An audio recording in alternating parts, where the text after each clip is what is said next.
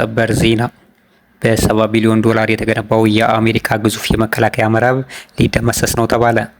ክቡራን የቻናልስ ቤተሰቦች በዚህ ሰዓት የደረሰን ዋና መረጃ ወደ እናንተ ቀርብ ያለው።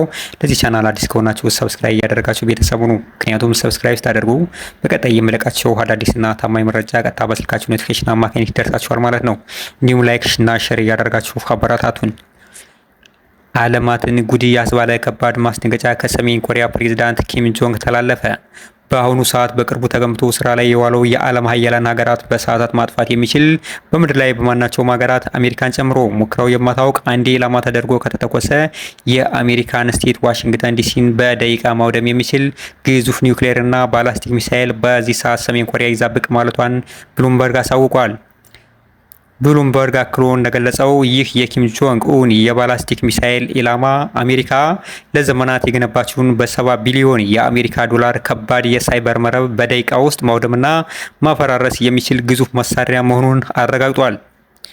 የኮሪያው መሪ እንደገለጹት በቀጣይ የምናመርተው ሃሲንግ 15፣ 16፣ 17፣ 18 እና 19 የሚባሉት የባላስቲክ ሚሳይሎች አህጉርን እያቆራረጡ ከፈለገበት ኢላማ ደርሶ በተሰጠው ስታንድ ባይ ሰዓት ውስጥ ማፈራረስ እንደሚችልና አንድን ትንሽ ሀገር ሙሉ በሙሉ ወደ ከሰል መለወጥ የሚችል ዓለም ያልደረሰበት ዘመን ሰራሽ ሌተስት መሳሪያ ነው ሲሉ በድረገጻቸው አሳውቀዋል። መሪው ወክለውም በሚቀጥለው ዓመታት ውስጥ የጦር መሳሪያ መጠናችን የእስራኤል የፓኪስታንና የእንግሊዝ ሊበልጥ እንደሚችል አስገንዝበዋል። ይህን በትንሽ ደቂቃ አንድን ሀገር ማጥፋት የሚችል ሚሳኤል ሰሜን ኮሪያ መታጠቋን የተገነዘቡ ታላላቅ ምሁራኖች እንደገለጹት ይህ ዘመናዊ መሳሪያ ለአሜሪካ የአየር መቃወሚያ ትልቅ ፈተና እንደሚሆንባት ነው ያሳሰቡት።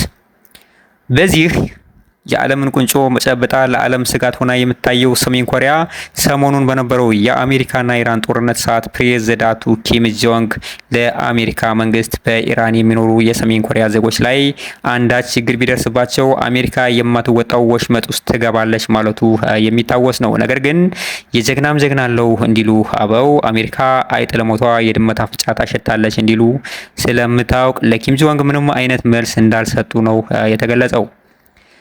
ክቡራን የቻናልስ ቤተሰቦች እስካሁን እናንተ ጋር የነበርኩ ዋናው ዜና ወደ እናንተ ያቀረብኩ እኔ ሰምሮ ነኝ። ሰብስክራይብ፣ ላይክ እና ሼር እንዲሁም ደግሞ ሀሳብ አስተያየታችሁን በኮሜንት እየገለጻችሁ በቀጣይ አዳዲስና ታማኝ መረጃ እስክንገናኝ መልካም ቆዩ።